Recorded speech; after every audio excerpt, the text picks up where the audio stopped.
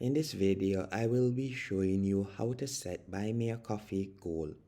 The first thing you want to do after you have signed up to Buy Me a Coffee, to set your goal, you'll go over to the left-hand menu option and you're going to tap on Settings. After selecting Settings, you're going to see Set a Goal. Pages with goals tend to attract more supporters. Add goals and let them be a part of your creative journey. So you're going to simply pull right here to set your goal.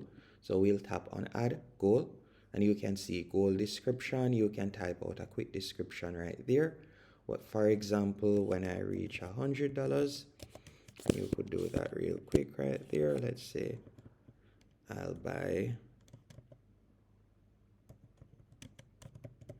X. And then you can type in right there goal and you'll simply type in your goal. And you can see right here, you could type in the progress thus far. Then after doing that, you're going to tap on save.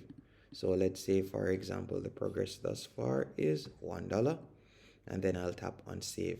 And you can see right there. And that's it.